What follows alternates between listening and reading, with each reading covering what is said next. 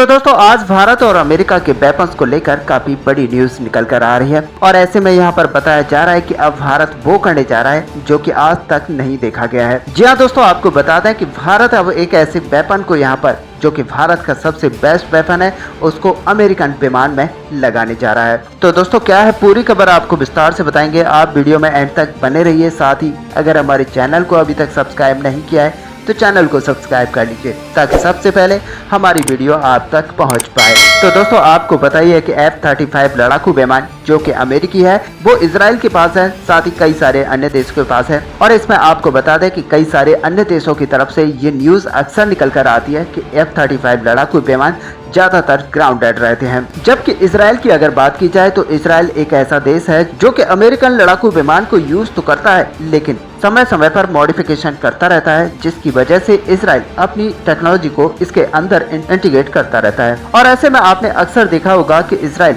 हमेशा अपने F-35 लड़ाकू विमानों को वर्किंग कंडीशन में रखता है और इसका सबसे बड़ा कारण यही है कि इजराइल हमेशा अपनी टेक्नोलॉजी को इसके साथ मॉडिफाई करता है और कुछ ऐसे कंपोनेंट्स को यहाँ पर बनाकर खुद भी इनके अंदर इंटीग्रेट करता है, जिसकी वजह से इनकी कमी के होते हुए भी ये लड़ाकू विमान ग्राउंडेड नहीं हो पाते। हालांकि भारत ने भी अब इसी पॉलिसी पर काम करना स्टार्ट किया है और भारत के पास अभी भी जो भी फॉरेन के यहाँ पर हथियार हैं उनको भारत अपनी भारतीय टेक्नोलॉजी से इंटीग्रेशन करने की काम में लगा हुआ है। और दोस्तों अगर एग्जाम्पल के तौर पर देखा जाए कि Su-30 MKI जो कि रशियन विमान भारत की तरफ से लिया गया था, उसको भारत ने इस तरह का एक कॉकटेल बना लिया है जो कि भारत उसके अंदर हर तरह के मॉडिफिकेशन कर सकता है। और साथ ही अभी न्यूज़ निकल कर आई थी कि हमने Su-30 MKI को सुपर सुकोई में कन्वर्ट करने का यहाँ पर पूरा प्रोसेस कंप्लीट कर लिया है और भारत 150 सुकोई लड़ाकू विमानों को पूरी तरह से कन्वर्ट करके सुपर सुकोई में कन्वर्ट कर देगा, जिसके अंदर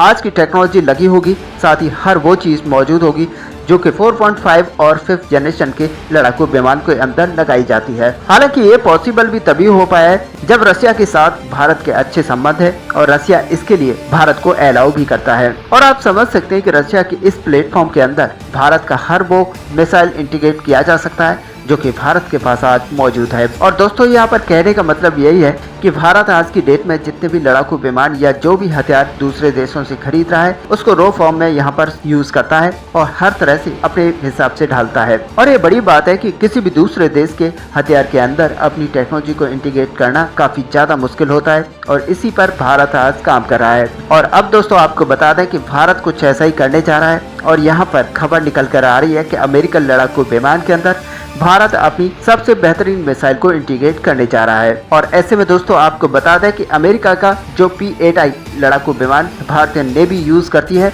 उसके अंदर भारत अब अपने सबसे बेहतरीन ब्रह्मोस मिसाइल को इंटीग्रेट करने जा रहा है। हम सभी जानते हैं कि भारतीय नौसेना सर्वेलेंस के लिए, मैरीटाइम पेट्रोलिंग के लिए और साथ ही एंटी सबमरीन वॉरफेयर के लिए अमेरिकन P-8I विमान का यूज करती है। और अमेरिकन P-8I विमान इन सारे कामों के लिए दुनिया का सबसे बेहतरीन प्लेटफॉर्म है। हालांकि भारत कुछ और भी खरीदने की बात कर रहा है, लेकिन फिलहाल भारत के पास जितने भी यहाँ पर मौजूद हैं उनको लेकर भारतीय नौसेना के द्वारा एक नया कॉकटेल तैयार करने की बात की गई है। और भारत का ये कॉकटेल काफी ज्यादा खतरनाक होने वाला है क्योंकि हिंद महासागर के क्षेत्र में अगर आप देखेंगे तो चीन को ये अकेला लड़ाकू विमान है जो कि रोकता है। और इसके लिए ब्रह्मोस एरोस्पेस से भारतीय नेवी की तरफ से बातें करना स्टार्ट कर दिया गया है और संभावनाएं देखी जा रही है कि P-8I विमानों के लिए भारतीय ब्रह्मोस को किस तरह से इंटीग्रेट किया जाएगा। और दोस्तों आपको बता दें कि ब्रह्मोस NG के नए वर्जन को यहाँ पर इसके साथ इंटीग्रेट किया जा सकता है। हालांकि अगर ब्रह्मोस NG की बात की जाए तो अगले ही साल इसके ट्रायल्स स्टार्ट हो जाएंगे और देखा जाए तो अल्टीमेटली ये बनकर तैयार है और वायुसेना के साथ ही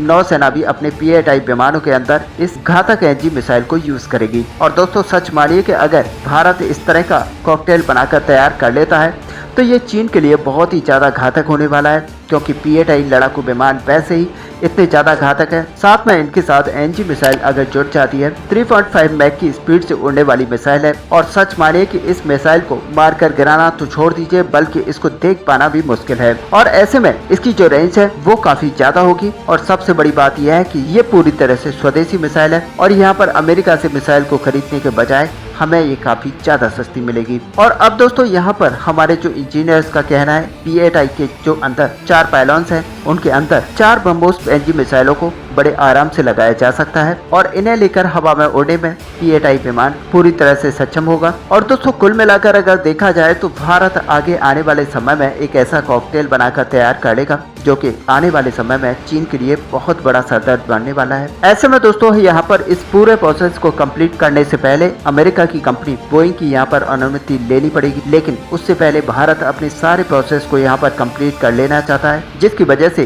फाइनली जहाँ पर अमेरिका की कंपनी की तरफ से अगर अनुमति मिल जाती है तो यहाँ पर भारत अपने सारे प्रोसेस को बहुत ही जल्द इसके साथ इंटीग्रेट कर लेगा और साथ ही P-8I लड़ाकू विमान रनिंग में आ जाएंगे। ऐसे में दोस्तों इस पूरे टॉपिक को लेकर आपका क्या व्यू है, आप अपना व्यू हमें कमेंट में लिखकर बता सकते हैं। साथ ही वीडियो को लाइक और शेयर करना ना भूलें। मिलते हैं नेक्स्ट वीडियो में, तब तक के लिए जय हिंद।